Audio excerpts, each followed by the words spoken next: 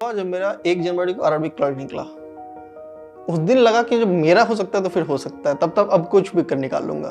फिर जब RRB PO का मैंने दिया इंटरव्यू, उसके बाद आरआरबी क्लर्क का रिजल्ट आने वाला था और ड्यूरेशन काफ़ी लंबा होता है जब आप क्लर्क का रिजल्ट, क्योंकि पीओ में तो तुरंत स्कोर कार्ड आता है, नहीं वो रिजल्ट आता है, फिर आपका इंटरव्यू होता है, तो ये टाइम खिंच गया। फिर मैंने देखा कि जब 1 तारीख को मैंने निकल गया ना, तो उस दिन मैं बहुत रोया। हाँ बट ठीक है, आपको लगता है अगर आप नहीं कर सकते, अगर आप नहीं करोगे तो कोई और कर ले जाएगा। वेरी गुड, बहुत बढ़िया पॉइंट बोला। अगर आप नहीं करोगे तो कोई और कर ले जाएगा। सबसे पहले तो सर बेरोजगारी खत्म करना था, अपने दम पे खड़ा होना था, क्योंकि मेरे बैकग्राउंड में मेरे दादाजी के बाद में मेरे पापा लोग का गवर्नमेंट जॉब नहीं लग पाया। बहुत टैलेंटेड थे वो लोग बट नहीं कर पाए किन्हीं वजहों से। होती सबकी अपनी पर्सनल लाइफ होती है। अपने दम पे खड़ा होकर हाँ कि कोई मुझे पहचान मिल सके, क्योंकि आज के डेट में अगर आप कमा रहे हो तो आपकी पहचान है। पैसे मॉनेटरी टर्म्स बहुत वैल्यू रखते हैं आज के टाइम में। सही है। तो इसीलिए मुझे यही मोटिवेट करता था कि हाँ अपने दम पे खड़ा होना।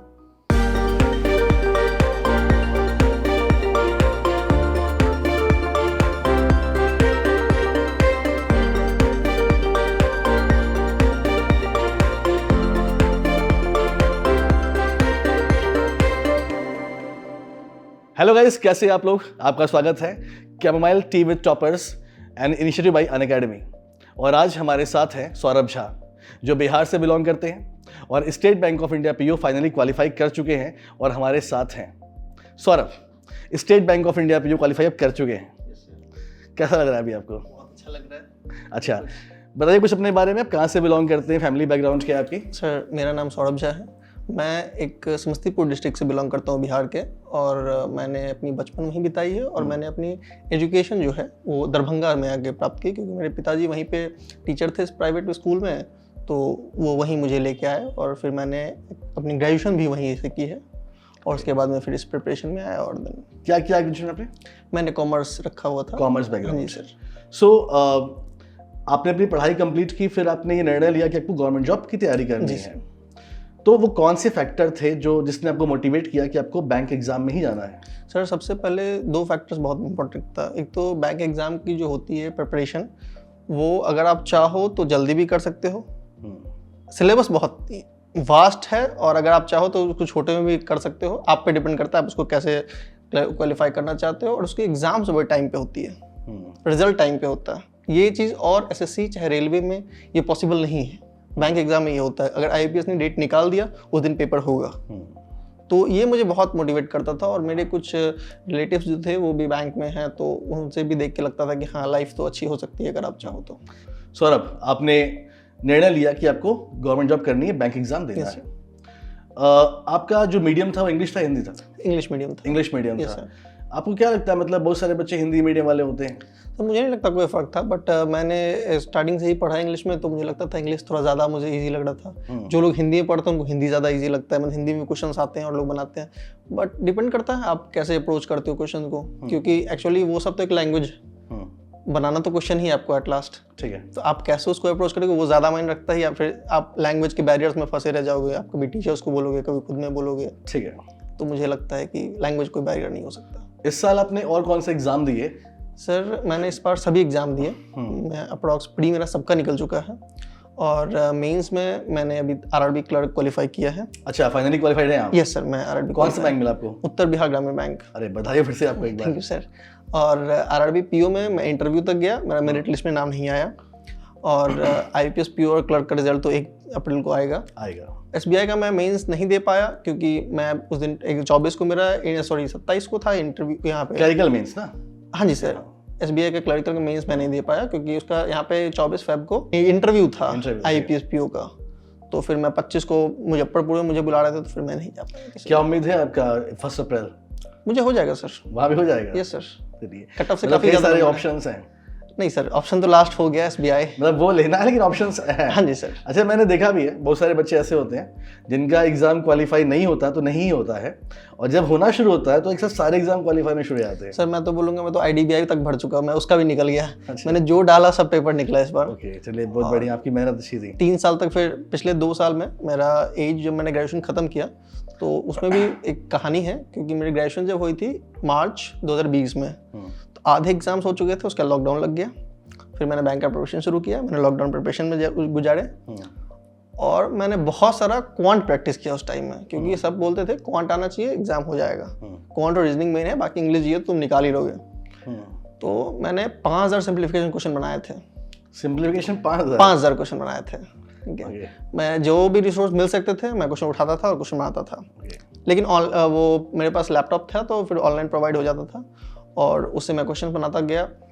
और फिर उसके बाद नंबर सीरीज, उसके बाद फिर आगे बढ़ता गया क्वाड्रेटिक इक्वेशंस, और रियलिटी में मुझे टेबल तक भी याद नहीं थी स्टार्टिंग में। और फिर मैंने सब कुछ किया जो मैं कर सकता था। मैं अप्रॉक्स 11-12th आवर तक ले जाता था अपने पढ़ाई को। उस लॉकडाउन में जहाँ पे लोग डिप्रेशन में जा रहे थे, मेरे पास सबसे अच्छा मौका था कि मैं पढ़ सकूँ। आपदा के अवसर में चलना था। हाँ जी सर, मेरे पास सबसे अच्छा मौका था, मैं उसका पढ़ा। और उस टाइम में मुझे लगता था कि ठीक है हो जाएगा। फिर मैंने एक दिन मॉक दिया, ठीक है, और मुझे मॉक में आए 13 नंबर, क्लर्क का मॉक था वो, प्रीलिम्स का। एंड मुझे लग गया कि मैं कहीं नहीं स्टैंड करता, इससे कुछ नहीं होने वाला, ये सिर्फ 5-10 नंबर का गेम है। और वो स्पीड देख के शॉक हो गया था, मुझे लगा करूँ यार छोड़ दूँ। फिर बोले चलो करता हूँ, जब सोचा यही तो करता हूँ। और मैंने इसके बैकग्राउंड काफ़ी पहले से शुरू कर दी थी। मैं जब ग्रेजुएशन में था तभी इंस्पायर होकर मैंने कोर्सेज ले लिए थे और मैं पढ़ना शुरू कर दिया था।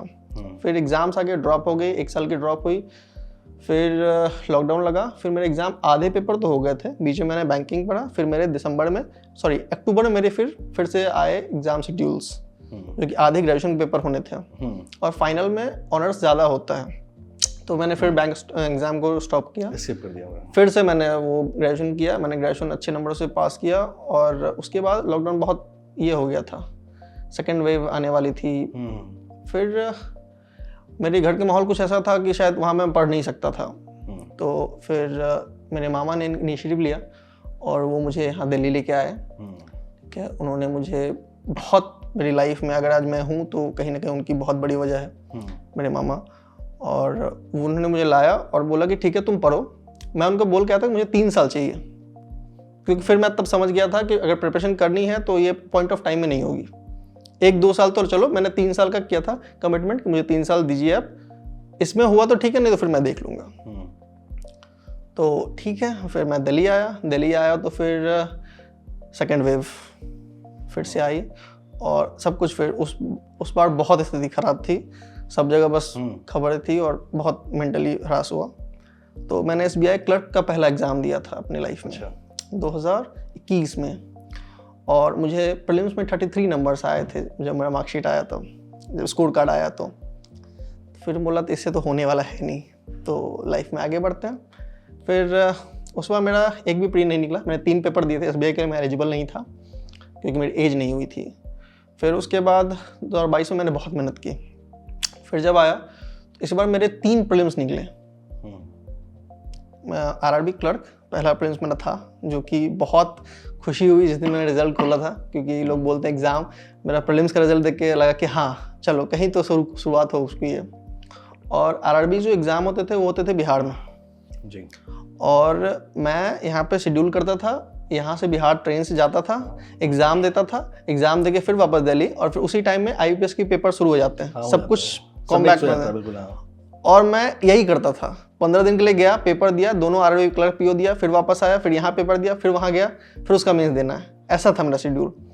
बट RRB PO में नहीं हुआ। RRB क्लर्क मैंने प्रीलिम्स क्वालिफाई किया, IPS PO का मैंने क्वालिफाई किया, और SBI क्लर्क का भी मैंने किया, तो नहीं हुआ अनफॉर्चुनेटली। और मेरा लास्ट ईयर 2022 में जो मैंने SBI PO दिया, तो उस दिन मेरे घर में एक बहुत अनफॉर्चुनेट डेथ हो गई, मेरे बहुत क्लोज वन की।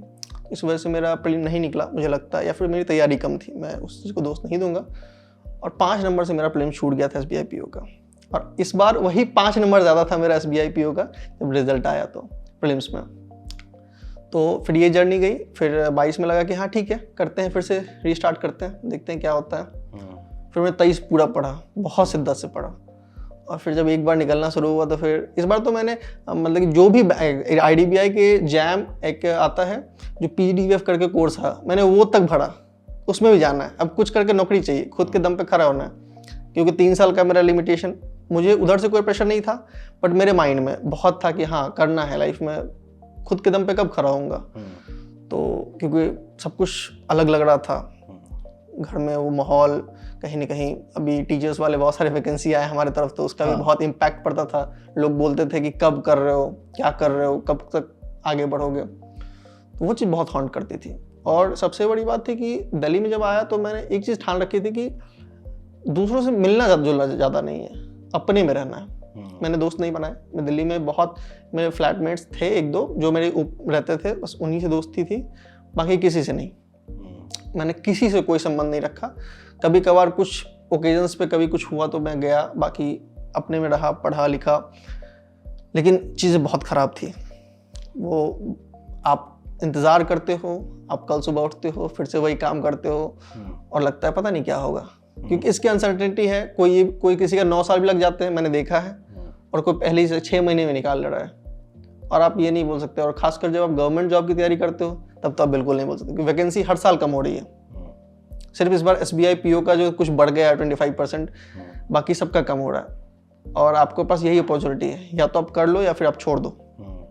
मैंने बोला देखता हूँ, अगर मैंने दिमाग में तो एक ही चीज़ था कि 23 में मैंने सोच लिया था अगर नहीं हुआ तो फिर जब तक एज है तब तक करूँगा, लेकिन छोड़ना नहीं है। क्योंकि अगर आप किसी के पीछे टाइम इन्वेस्ट करते हो, छोड़ना नहीं चाहिए, क्योंकि अगर आप फील्ड बदल लेते हो ना, जो पीछे वाला भी खत्म हो जाता है और आप आगे भी शुरू नहीं कर पाते हो। सही बात है। फिर से आप नया शुरुआत करोगे, फिर से आप उस चीज़ में लगोगे, और कहीं ना कहीं जब आप पीछे घूम के देखोगे तो लगेगा कि अगर उधर होता तो वह बहुत आगे रहता है। अगर मैं यही प्रिपरेशन पिछले साल छोड़ दिया होता कि मुझसे नहीं होगा, तो मैं SBI PO नहीं बन पाता। सही है। तो तुम्हारी जर्नी से मैंने एक चीज़ नोटिस की है कि तुमने बाउंस बैक किया है, मतलब 20, फिर 21, 22, 23। जैसे मैंने क्वेश्चन से पूछा आपसे, what about nationalised bank PO, तो ना हो जाएगा उसमें भी। ये कॉन्फिडेंस जो है तुम्हारे अंदर, ये कैसे डेवलप हुआ? सर ये हुआ जब मेरा 1 जनवरी को RRB क्लर्क निकला। उस दिन लगा कि जब मेरा हो सकता है तो फिर हो सकता है, तब अब कुछ भी कर निकाल लूंगा। क्योंकि प्रेशर क्या था ना कि तो कुछ हो ही नहीं रहा था। अगर कभी, एक तो पहली बार RRB PO का इंटरव्यू देने गया तो बहुत घबराहट हो रही थी, इतनी घबराहट हो रही थी कि लगा था पता नहीं कहाँ ही घुस गया। फिर जब RRB PO का मैंने दिया इंटरव्यू, उसके बाद RRB क्लर्क का रिजल्ट आने वाला था, और ड्यूरेशन काफ़ी लंबा होता है जब आप क्लर्क का रिजल्ट, क्योंकि PO में तो तुरंत स्कोर कार्ड आता है, नहीं वो रिजल्ट आता है, फिर आपका इंटरव्यू होता है, तो ये टाइम खिंच गया। फिर मैंने देखा कि जब 1 तारीख को मैंने निकल गया ना, तो उस दिन मैं बहुत रोया। उस दिन लग रहा था कि हाँ, अब अपने दम पे जी सकता हूँ, अब किसी से मांगना नहीं पड़ेगा। और लाइफ में अगर आपको किसी से मांगना नहीं पड़े, सबसे ज़िंदगी में सबसे अच्छी चीज़ होती है। बिल्कुल। तो मुझे लगा अब जी तो सकता हूँ, 2 रोटी अच्छा खाना खा सकता हूँ, अपने दम पे खा सकता हूँ। फिर लगा कि ठीक है, देखते हैं, अब तो जो आएगा सब अपने हाथ में, अब तो टेंशन नहीं है, एज भी बचा हुआ है, जब तक ना होगा तब तक देंगे, कहीं निकलेगा ही निकलेगा। लेकिन इतना पता था कि इस लेवल पर प्रिपरेशन पहुंच गई है कि निकाल लूंगा, जहाँ बैठूंगा वहाँ पे। जिस भी बैंक एग्जाम में मैंने दिया, और ऐसा हुआ कि सब निकलता चला गया। बस हाँ, RRB PO का मेरिट लिस्ट में नहीं जा पाया, नाम नहीं आया मेरा, उसमें भी रिजर्व लिस्ट में भी नहीं, कुछ 3-4 नंबर कम थे मेरे, बाकी सब मैंने क्वालिफाई कर लिया। अब देखता हूँ 1 तारीख को क्या होता है। अब जो हो गया तो वो हो गया, अब क्या देखना है तुम्हें। अच्छा, एक क्वेश्चन मेरा ये है कि जैसे तुम्हारा कोई स्केड्यूल था, टाइम टेबल था तुम्हारा? हाँ सर, मेरा टाइम टेबल था। मुझे ये पता था कि मुझे सुबह उठ के पढ़ना है। मैं 6 बजे, 5-6, मैं अपनी रात की नींद में कभी कॉम्प्रोमाइज़ नहीं करता था। फिर कुछ दिन ऐसा आया कि जब मैं 3-3 बजे रात तक पढ़ता था, फिर मैंने देख लिया मेरे हेल्थ इश्यूज आ रहे हैं। मैं सुबह, एक होता है कि सब हर आदमी का अपना शेड्यूल होता है, मैं सुबह उठने वालों में से हूँ। मुझे पता था कि मुझे सुबह उठ कर पढ़ना। एक बार अगर सुबह का शेड्यूल सही चला गया, पूरा दिन शेड्यूल अच्छा जाएगा, और सुबह का शेड्यूल गड़बड़ हो गया, फिर शायद हो सकता है मैं लैग कर जाता था, मैं नहीं पढ़ पाता था, या फिर लगता था अरे यार इतना टाइम बर्बाद हो गया, अब क्या ही करूँ। और मुझे था कि अपनी नींद से कॉम्प्रोमाइज़ नहीं करनी चाहिए। अभी लोग क्या करते हैं ना, पढ़ भी लेते हैं, मोबाइल भी चला लेते हैं, थोड़ा मूवी भी देख के सोता हूँ, और फिर अगले दिन नींद नहीं खुलती है। वो बैक एंड में चलता रहता है कि वो मूवी चल रहा है या फिर कुछ भी चल रहा है, आपकी नींद नहीं हो रही, आपकी स्लीप साइकिल खराब हो रही है और आपको पता नहीं चलता। मैं अपनी नींद और खाने पे कभी कम्प्रोमाइज़ नहीं करता था। मुझे था कि अगर मैं ठीक रहूँ तब तो मैं पढ़ पाऊँगा, मैं ही कमज़ोर हो गया, मैं ही दिमाग से काम नहीं कर रहा, तो मैं क्या ही करूँगा। सही है।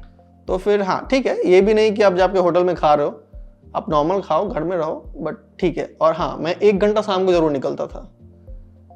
23 घंटे मैं घर में रहता था, 1 घंटा मैं शाम को निकलता था, तो मूड फ्रेश होने के लिए, थोड़ा देखने के लिए, हाँ थोड़ा इंसान को देख सकूँ, क्योंकि घर में बंद होते होते वो फिर पढ़ते पढ़ते वो चीज़ें दिमाग भी हैंग होने लगता है बहुत। सर लास्ट के नवंबर दिसंबर 2023 मेरे बहुत खराब बीते हैं, एग्जाम से रिलेटेड नहीं, और शेड्यूल भी काफ़ी टाइट थे वहाँ 15। जब आपका एक बार निकलता है तो लोग ये फील कर पाएंगे, अगर आप किसी दूसरे स्टेट में रह रहे हो तो ट्रैवलिंग में बहुत प्रॉब्लम होती है। और जब स्टूडेंट होते हो तो ये भी नहीं तो फ्लाइट से चले जाओ, ये करो वो करो, आपको ट्रेन से ही जानी है, टिकट्स भी आपको उस हिसाब से चाहिए।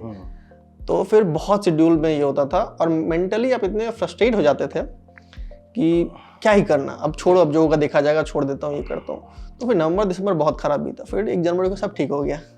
उतनी खुशी शायद SBI PO निकलने पे नहीं हो जितनी RRB क्लाइंट पहला था ना वो बहुत मेरे साथ भी हुआ था। पहले का तो अलग ही सीन होता है यार, मतलब वो मुझे अभी भी याद है वो। और उसका रिजल्ट भी इस बार बहुत लेट आया, 11 साढ़े 11 बजे के 11:20 के आसपास, 11:19 में मैंने शायद देखा था रिजल्ट, काफ़ी लेट आ गया वो। और सुबह रात में मुझे नींद नहीं आई कि सुबह क्या होगा। 2 रिजल्ट आने वाले थे, कुछ तो खुलेगा। और जब खुला तो RRB PO मैंने पहले खोला, उसमें थैंक यू लिखा हुआ आया। फिर बोला अरे क्या हो गया, फिर हाथ काँप रहे थे और मैंने फिर दूसरा फिर दिवाया तो फिर ग्लैड लिखाया और बोला यस खत्म हो गया। सब एक साथ दिखा मैंने पिक्चर्स, वो पूरे जर्नी को मैंने एक साथ देखा। और मैं बहुत एवरेज स्टूडेंट था अपने टाइम में। मेरी 8th 9th बहुत अच्छी नहीं गई थी किसी कारणों से, और जो कि मैं पर्सनल रीजंस। और उसके बाद मैंने 10th में काफ़ी मेहनत किया, 11th 12th मैंने काफ़ी मेहनत किया। और मैं उस टाइम में बिहार में रहता था और पढ़ाई की व्यवस्था अभी भी उतनी बढ़िया नहीं है अगर आप खुद नहीं करना चाहो तो। अच्छा। बट मैंने बहुत सोचा किया, फिर देखते देखते फिर फाइनली हो गया सब कुछ सही से। ठीक है, यहाँ तक की जर्नी बड़ी अच्छी तुम्हारी रही और तुमने बहुत सारी बातें ऐसी बताई जो कि जैसे फॉर एग्जांपल तुमने बोला कि मैं बड़ा ही एवरेज विद्यार्थी था। तो जो बच्चे सोचते हैं कि नहीं यार हमें एग्जाम क्वालिफाई करना है तो हम पहले से ही मतलब टैलेंटेड होने चाहिए, ऐसा बिल्कुल नहीं है। अगर आप मेहनत करते हैं तो आप कोई भी मुकाम अचीव कर सकते हैं। सर मैंने पहले ही बताया था, मुझे 20 की टेबल तक में सोचना पड़ता था। कोई 99 पूछता मैं सोचता एग्जैक्टली। दूसरा, कॉमर्स बैकग्राउंड से होकर फिर तुमने SBI PO क्वालिफाई किया तो ये भी एक मिथ तोड़ने वाली बात हो गई ना। तो तुम एक एग्जाम्पल यहाँ पर हो उन सारे बच्चों के लिए जो देख रहे हैं, उनके डाउट अपने आप सॉल्व हो रहे होंगे। नथिंग इज इम्पॉसिबल, है ना। चलो अब आते हैं तुम्हारे प्री एग्जाम पे आते हैं। प्री एग्जाम 3 सब्जेक्ट हैं, SBI की बात कर रहा हूँ for example, quant, reasoning, English. तुम्हारे सोर्सेज क्या थे, स्ट्रेटजी क्या थी, मॉक टेस्ट तुमने कब लगाए और कैसे तुमने तैयारी की और किन टीचर्स में हेल्प मिली? सर सबसे पहले तो ये बताना चाहूँगा, तीनों सब्जेक्ट में आप क्वांट और रीजनिंग को लेकर श्योर हो सकते हो कि आपने जो अटेम्प्ट किया है वो सही निकलेंगे। इंग्लिश को लेकर आप कभी श्योर नहीं हो सकते कि हाँ ये मेरा 110% सही है, क्योंकि आप जब सोच रहे हो बना रहे हो तो वहाँ पे एक अगर वर्ड आपने मिस कर दिया तो शायद आप क्वेश्चन गलत पढ़ चुके हो। और वीडियो कॉम्प्रेशन पढ़ रहे हो, अब एक सेंटेंस आप नहीं समझे तो लोग बोलते हैं कि आप समझ जाओगे, बट कहीं ना कहीं आप मान लो एक वर्ड ढूंढ रहे हो जो नहीं मिल रहा। तो वो सब चीज़ें हैं। क्वांट में मैंने आशीष अरोड़ा को फॉलो करना शुरू किया था और साथ में मैंने अरुण सर को भी फॉलो किया, क्योंकि मैं देख रहा था कि मैं देखना चाहता था कौन कहाँ तक, क्योंकि मुझे लगता है कि हर एक इंसान सब कुछ नहीं कर सकता, कुछ ना कुछ कमी छोड़ देता है। और फिर आए इंग्लिश में मैंने निमिषा बंसल को फॉलो किया और मैंने कुछ दिन विशाल पढ़ियार सर का भी देखा, ठीक है। और एक रीजनिंग बच गया ना, और रीजनिंग में मैंने लगभग 2 टीचर को फॉलो किया। फिर वही होता था कि कभी इनका देखा कभी उनका देखा, मतलब कि जैसे कि पुनीत सर हो गए और इधर अंकुश लांबा सर हो गया, उनका देखा। बट मैं लास्ट में यही बोलना चाहूँगा, सेल्फ प्रैक्टिस बहुत ज़रूरी है, बहुत ज़रूरी है। मैंने वीडियोस को एक लिमिट तक रखा। मुझे लगता है 2023 में मैंने एक भी वीडियो नहीं देखी। अच्छा। जीए को छोड़ के। अच्छा। मैंने क्वांट रीजनिंग एक भी वीडियो नहीं देखी। तो यहाँ पर एक क्रॉस क्वेश्चन मेरा है। जी सर। जैसे आपने वीडियो देखा नहीं, बट जिनका आप नाम ले रहे हो ना वो एक अच्छे एजुकेटर्स हैं और काफ़ी एक्सपीरियंस वाले हैं। अब उनके लेवल के क्वेश्चंस अगर आप क्लास नहीं देख पा रहे हो तो क्वेश्चन कहाँ पाओगे आप? सर क्वेश्चन पाने का मेरा ये था, मैंने बुक्स बहुत बनाई। मैंने क्वांटम कैट तक बुक बनाई और वो भी मैंने 4 बार खत्म की हुई है। ठीक है, but it seems very laborious. हाँ, मैं मेरा शेड्यूल था, मैं कम से कम 11 घंटा पढ़ता था। लोग बोलते हैं कि हाँ ठीक है, मुझे लगता है कि अगर आप पढ़ सकते हो तो पढ़ो, आपके पास कोई काम नहीं है, आपके पास खाना है, पढ़ना है, सोना है, बस। आपको किसी की जिम्मेदारी नहीं है आपके ऊपर अभी पॉइंट ऑफ टाइम में, तो पढ़ो, फिर देखते हैं क्या होता है, क्योंकि रिजल्ट आपके हाथ में कभी नहीं है। आपका काम है कर्म करना, फल जो देगा वो ऊपर वाला देगा। तो मैंने बहुत शिद्दत से पढ़ा। हाँ, बट मेरा आदत था कि मैं संडे को हाफ टाइम ही पढ़ता था। अच्छा। संडे को मैं आधा ही पढ़ता था। उसके बाद मुझे लगता था कि हाँ ठीक है, मंडे टू सैटरडे। हाफ मतलब क्या करते थे? हाफ कुछ नहीं, बस कभी घूमने गया या फिर मैं वैसे ही अगल बगल कहीं गया, निकला रोड पे, लोग दिया टाइम को। हाँ, मतलब गया।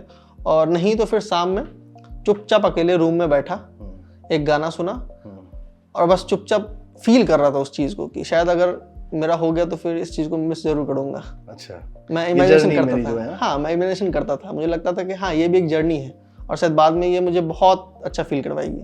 बिल्कुल, मतलब ये जो तुम कब बोल रहे हो तो ये मैं भी कर पा रहा हूँ यार, कि हम लोग भी एक रूम में रहते थे, ठंडी जब हो, ठंडी में ठंड लगे यार पढ़ने में, सुबह उठ के जब आप मुंह धुलते हो ना कि आँख खुलने के लिए नींद, तो वो जो एक्सपीरियंस होता है मैं अभी याद करता हूँ तो मैं सोचता हूँ कि यार कैसे करा था उस समय, आज तो कर ही नहीं पाएंगे। रात में 12 बजे नींद हो गई यार, टेंशन में पढ़ाई करनी है, तो वो जो तुम कह रहे हो ना, मैं आज वो कनेक्ट कर पा रहा हूँ। Yes sir. अभी तक मैं भूल गया था वो सब लगभग, लेकिन आज मेरे को याद आ रहा है कि यार वो स्ट्रगल था लाइफ का। बाहर निकले समझ में नहीं आ रहा क्या होगा, सिलेक्शन नहीं हुआ तो क्या करेंगे लाइफ में। सर एक चीज़ खरीदना तो सोचते थे, पर्स में तो पैसा है, हाँ। आप खरीदोगे या फिर अच्छा छोड़ो कोई बात नहीं, देखा जाएगा अगले साल ले लूँगा। कई बार तो ऐसा होता था यार कि फॉर्म भर दिया, पैसे है नहीं जेब में, अब घर वालों कितने पैसे मांगे, अब रात में खाने का जुगाड़ नहीं, 5 दिन खाना नहीं आएगा क्योंकि पैसे नहीं जेब में।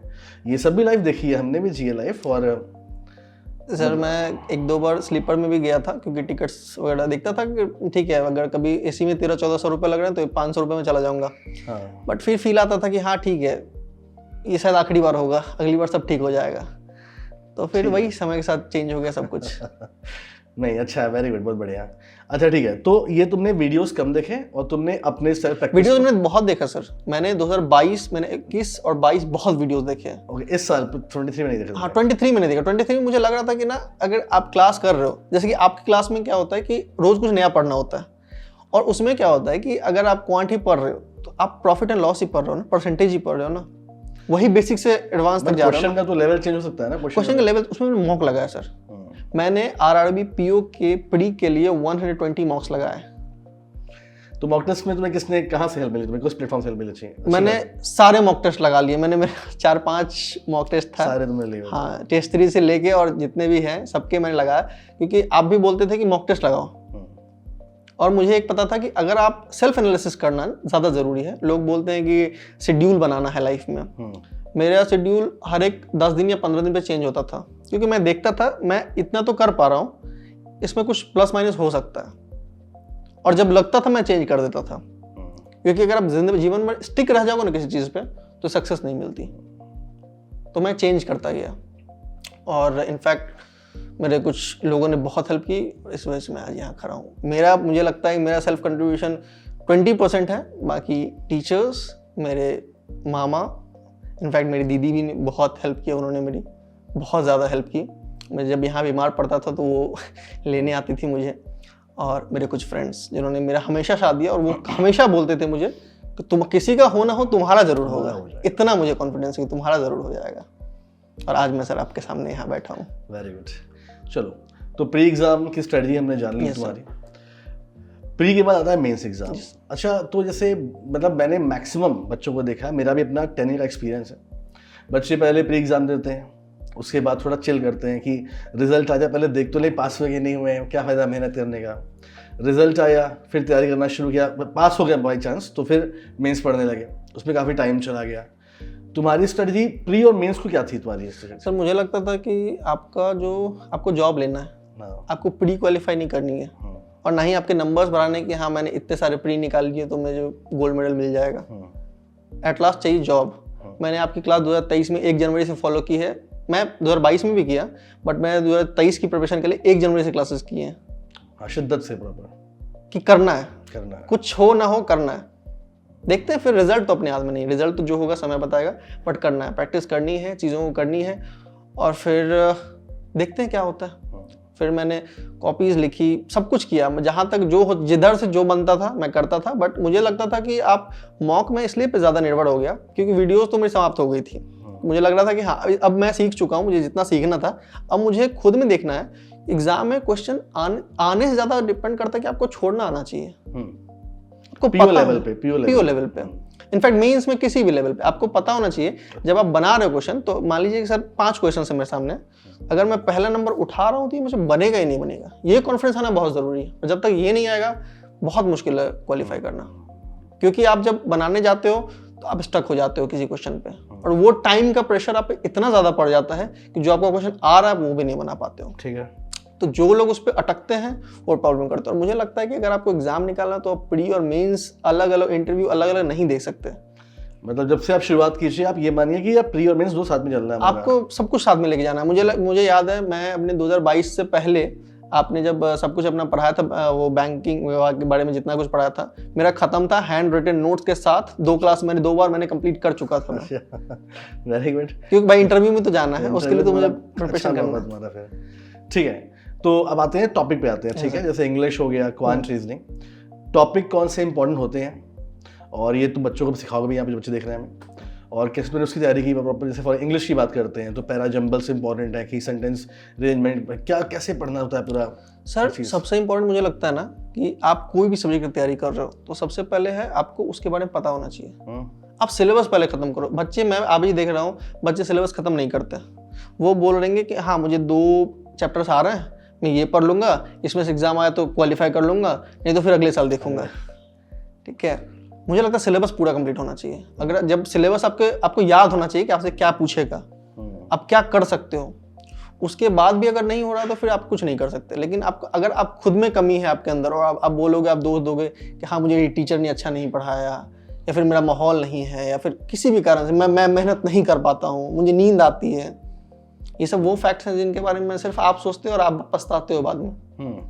तो मुझे लगता है कि सबसे पहला इंपॉर्टेंट ये है कि आप पहले देखो कि आप सिलेबस कितना कंप्लीट कर पा रहे हो। और जिस दिन आपका सिलेबस कंप्लीट हो गया ना, उस दिन आपको एक तैयार होगा, आप डायरेक्शन मिलेगा आपको कि आगे कैसे जाना है। तो ये मुझे बहुत इंपॉर्टेंट लगता है। ठीक है, कुछ तुम बोलना चाहोगे क्वांट के बारे में या रीजनिंग के बारे में कि यार ये चैप्टर पढ़ना चाहिए जरूर से, यहाँ से क्वेश्चन बनते हैं? सर मुझे लगता है कि एग्जाम जितना वास्ट लेवल जा रहा है, कोई प्रेडिक्शन करना इम्पॉसिबल है। क्योंकि मुझे याद है SBI में प्रोबेबिलिटी का क्वेश्चन एक आ गया था, जो क्वेश्चन मुझसे बना और उसी क्वेश्चन को लेके मुझे लगता है कि थोड़ा सा SBI PO में मेरा वो हुआ, मेंस में आया था। प्रोबेबिलिटी का क्वेश्चन था और नंबर सीरीज जो कि काफ़ी सही, 4 नंबर और 2 इधर 3 नंबर, 6 या 7 नंबर का मैं बनाया था क्वांट। तो मुझे लगता है कि आप कुछ भी छोड़ नहीं सकते किसी की वजह से। आपको जो लगेगा कि अरे ठीक है ये है ना, कोई बात नहीं, इसको छोड़ देता हूँ, बस इतना ही करता हूँ, वो इंपॉर्टेंट नहीं है। इंपॉर्टेंट ये है कि आप पूरा करो, अपने लेवल पूरा करके जाओ, फिर बाकी देखते हैं क्या होता है। मतलब ये सबके लिए, मैथ्स के लिए, रीजनिंग, सबके लिए सर, सबके लिए। अब आप GA पढ़ाते हो सर, आप बोलते हो ना कि बच्चे बोलते हैं कि सर ये बहुत ज़्यादा हो रहा है, ये बहुत ज़्यादा हो रहा है। मैंने आपके जो वो 500 पेजेस वाले PDFs आते थे, मैं वो पढ़ता था। अच्छा, मैं 3 बार एग्जाम से पहले खत्म करके जाता था। Very good. तो बहुत ब्रॉड होता है वो थोड़ा सा। हाँ बट ठीक है, आपको लगता है अगर आप नहीं कर सकते, अगर आप नहीं करोगे तो कोई और कर ले जाएगा। वेरी गुड, बहुत बढ़िया पॉइंट बोला।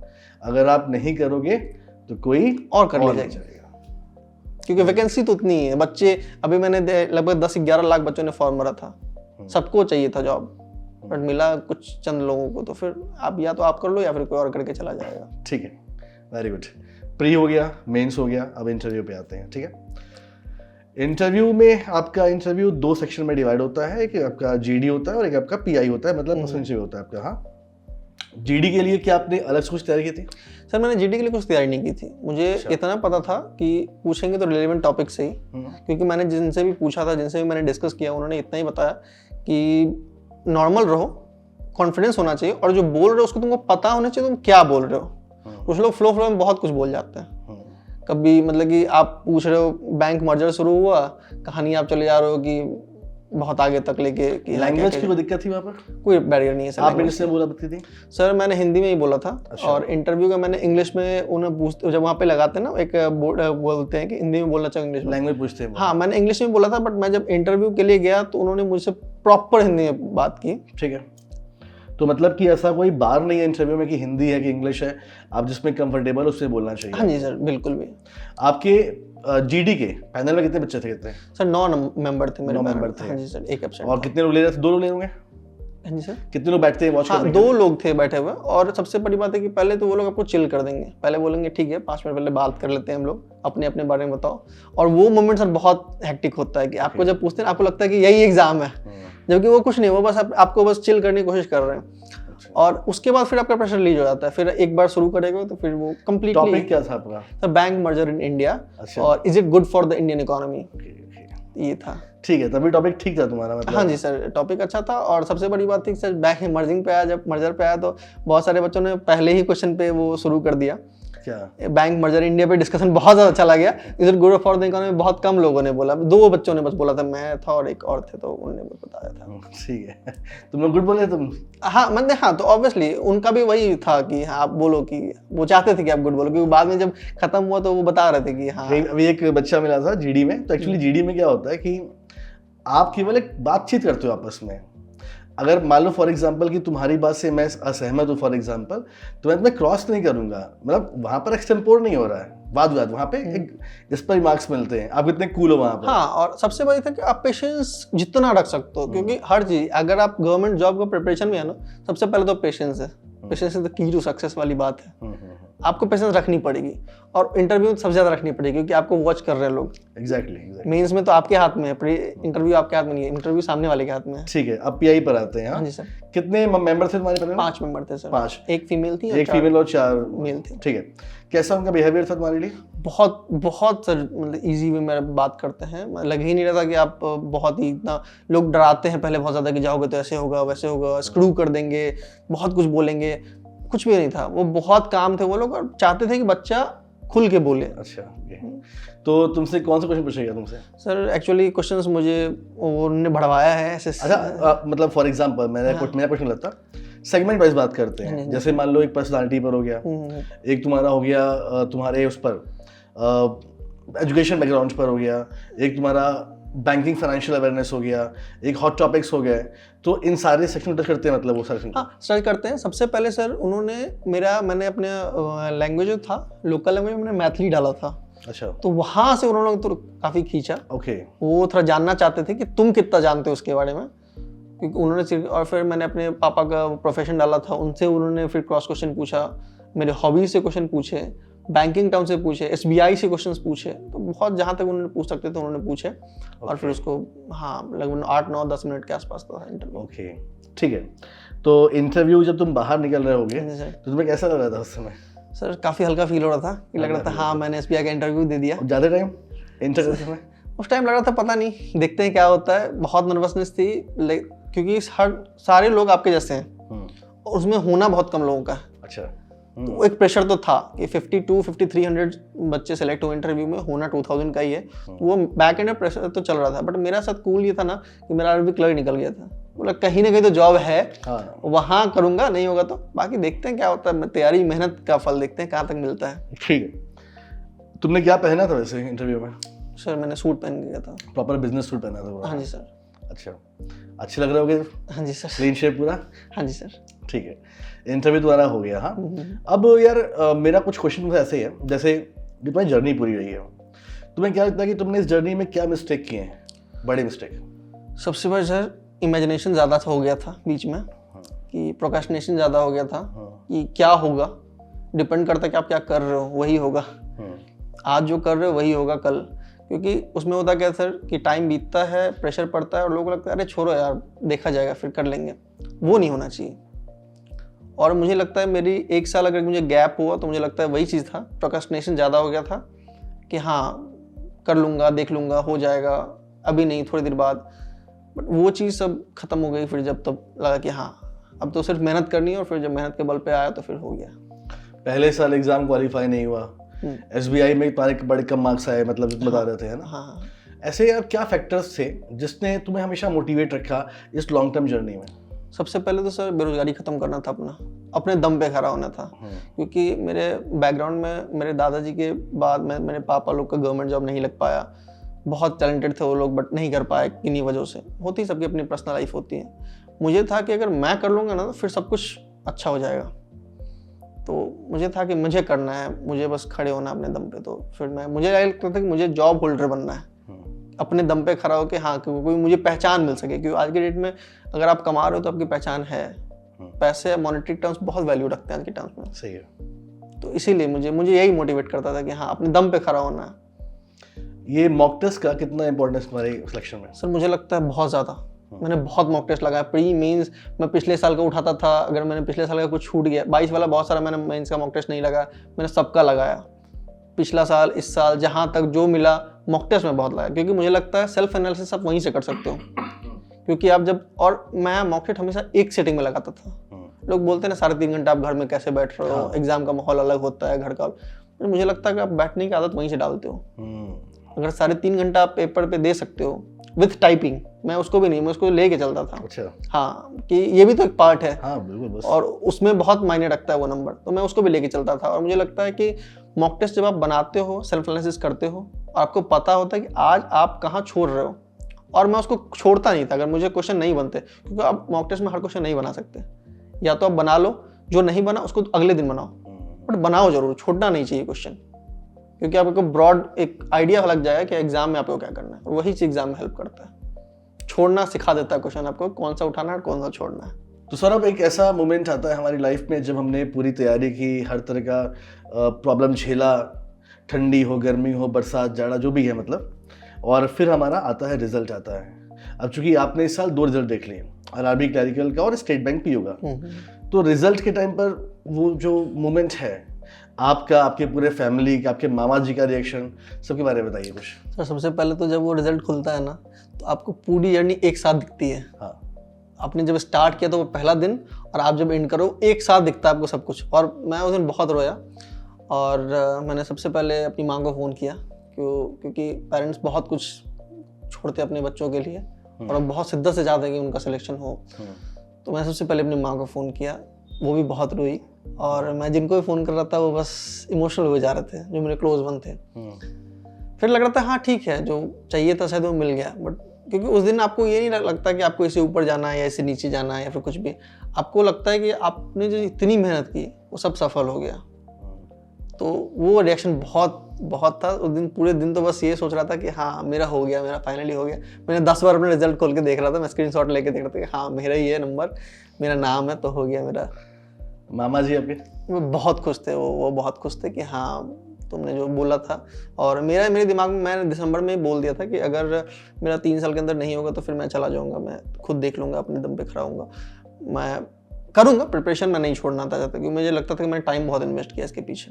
बट वो सब बहुत खुश हुए, मेरी दीदी बहुत खुश हुई, सब लोग एकदम इंजॉय कर रहे थे उस पल को, और वो सेलिब्रेट करना चाहते थे मेरे साथ। बिल्कुल। चलो हम भी ऐसे एक काम करते हैं कि अभी तो हमने ऐसी बातें कर ली इमोशनल वाली, अब थोड़ा सा हम इस वीडियो को बनाते हैं थोड़ा सा, समझ रहे हो ना, मतलब हंसी खुशी वाला। तो एक रैपिड फायर करते हैं तुमसे। जी सर। मैं कुछ क्वेश्चन पूछूंगा, तुम उसका आंसर देना, रैपिडली आंसर देना। जी सर। शुरू करें? हाँ जी सर।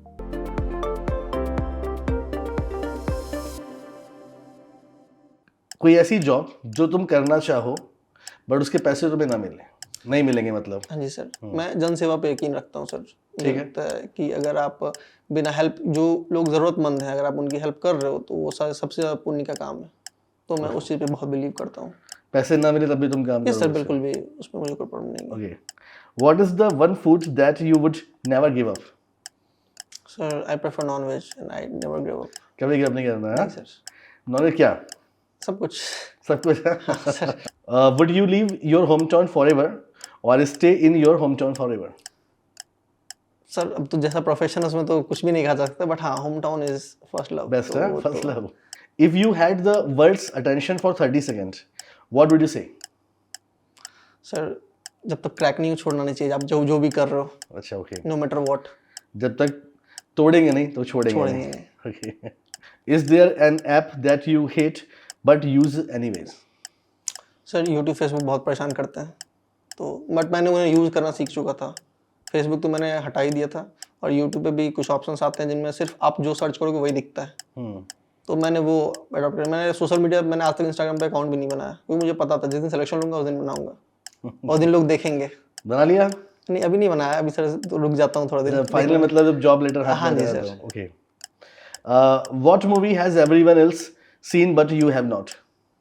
बहुत सारी मूवीज है सर, बट मूवी देखता हूँ, बट बहुत कुछ है शेड्यूल में, अभी धीरे धीरे उसको ओपन करूँगा, देखूंगा। नहीं कोई फेमस मूवी जो एक होता है ना, कि होता है प्रॉपर इसका नाम चल रहा हो? ओपेनहाइमर देखना सर, वो नहीं देखा अभी तक। तो यहाँ पे आपने बड़े अच्छे से हमारे क्वेश्चन का आंसर दिया, और इसके बदले में आपको अनअकैडमी से एक गिफ्ट हैम्पर मिलता है। Thank you so much sir. इसका बढ़िया से यूज़ कीजिएगा। जी सर। मेरा हमेशा मानना होता है सौरभ कि जब एक बच्चा सारे बच्चों में से आता है सामने निकल के और एक बैंक पीओ बनता है या कोई गवर्नमेंट जॉब क्रैक करता है, तो उसकी बातें बच्चों को थोड़ा कनेक्ट करती हैं। तो मैं चाहता हूँ कि आप एक मैसेज दें बच्चों को, आपने जो अपने लाइफ से सीखा, जो आपकी आउटकम्स हैं, और बच्चा हमेशा इसके परेशान रहता है, आप भी होते होंगे अपने साथ? नहीं सर। तो वो कैसे क्रैक कर सकते हैं, उसके लिए कुछ बातें? सबसे बड़ी बात तो अपने साथ ईमानदारी रखो। अगर आप अपने साथ ईमानदार हो तो फिर जिंदगी जीवन में सब कुछ अच्छा होगा, क्योंकि आप सबको झूठ बोल सकते हो, खुद को नहीं बोल सकते। मुझे लगता है लाइफ में अगर आपको ईमानदार तो होना पड़ेगा अपने साथ, फिर देखते हैं क्या होता है, क्योंकि रिजल्ट किसी के हाथ में नहीं होता। मुझे ऐसा लगता है, मैंने ये फील किया हुआ। अपने हाथ में प्रिपरेशन और ईमानदारी। आप यहाँ पर आए, हमारी पूरी टीम आपके लिए बैठी है, मेहनत कर रही है, कैसा लगा यहाँ पे आके? बहुत अच्छा लगा सर, बहुत टीम बहुत सपोर्टेड है, और सबसे बड़े थैंक यू आपको कि आपने बहुत कुछ बताया, बहुत कुछ सिखाया, और आपका वो मोटिवेशनल कोट जो सुबह में आता है वो बहुत हेल्प करता है। कौन सा? डेंट वाला? नहीं सर, अच्छा, जो वो कोट डेली अच्छा। जो होता है ना वो कोट वाले। और कुछ है कि हमारे कहा जाता है कि सब कुछ हो जाएगा, बस लगे रहो। तो फिर मैं लगा रहा सर, और हो गया। मुझे लगता है सर मैं 10th में बहुत शाय इंसान था, 12th में मैं इंट्रोवर्ट किस्म का इंसान था, मैं बोल भी नहीं पाता था। बट आज मैं लोगों को फेस कर रहा हूँ, मुझे अच्छा लगता है बोलना, बात करना लोगों से। तो आपको सेल्फ डेवलपमेंट ज़रूरी है, और टाइम के साथ डेवलप करना पड़ेगा आपको, क्योंकि आप रुक नहीं सकते। टाइम बहुत वास्ट जा रहा है, चीज़ें बहुत बदल रही हैं। शायद मुझे लगता है कि मेरे जनरेशन से आगे जो जिनको आता होगा, या फिर मेरे से पिछले वाले, तो उनको उतना कुछ नहीं आता, सब कुछ चेंज हो रहा है। बिल्कुल। तो आपको डेवलप करना पड़ेगा चीज़ों को, और जब आप डेवलप करोगे तो फिर एक होता है ना कि किक मिलता है। अगर मुझे अभी भी लगता है कि मेरे कुछ दोस्त हैं जो मेरे साथ प्रिपरेशन कर रहे हैं, वो लोग बहुत अच्छे हैं, बहुत टैलेंटेड हैं, और मेरे हमेशा साथ रहे हैं, बट उनका किन्हीं वजह से नहीं हो पा रहा है। मैं हमेशा उनको यही बात बोलता हूँ कि आपको किक मिलना चाहिए। अगर मुझे मेरे अंदर ये चीज़ था कि अगर कोई 4 क्वेश्चन मारना है ना, अगले दिन मुझे 5 क्वेश्चन मारना है। Very good. रेस तो चाहिए लाइफ में, रेस होनी चाहिए। हाँ। मजा आना है तो यार, मजा। सर तुमसे बातें बड़ा अच्छा लगा, और तुमने वो सब बातें बताई हैं जो कि एक नॉर्मल बच्चा भी देख के सीख रहा होगा, और वो काफी मोटिवेट हुआ होगा आज कि यार सौरभ कर सकता है तो हम भी कर सकते हैं इस चीज़ को। और आई विश कि तुम्हारे जो मैसेजेस हैं ये लोग तक पहुँचे, लोग देखें इस वीडियो को। सो दोस्तों, ये थे सौरभ फ्रॉम बिहार, और इनकी पूरी जर्नी आपके सामने आई, किस तरह से इस बंदे ने अपनी पूरी पर्सनालिटी चेंज की, जितनी परेशानियां थी उनसे लड़ा, ट्रैवलिंग की, और काफ़ी कुछ झेला। बट हाँ, पहली बार में एग्ज़ाम क्वालिफाई नहीं हुए, दूसरी बार में नहीं हुए, लेकिन हुए तो सारे एग्ज़ाम क्वालिफाई हो रहे हैं। और एक कॉन्फिडेंस का लेवल देखिए। तो ये वीडियोस हम इसीलिए बनाते हैं ताकि हम ये मैसेज आप तक पहुंचाएं, और आप इससे सीखें और आप भी सिलेक्शन लें। सो दोस्तों, प्लीज़ अगर आपको ये वीडियो अच्छा लगे तो प्लीज़ हमारे वीडियो को लाइक कीजिएगा, और हमारे चैनल को सब्सक्राइब कर लीजिएगा। आपसे मिलते हैं फिर नेक्स्ट एपिसोड में। Thank you so much.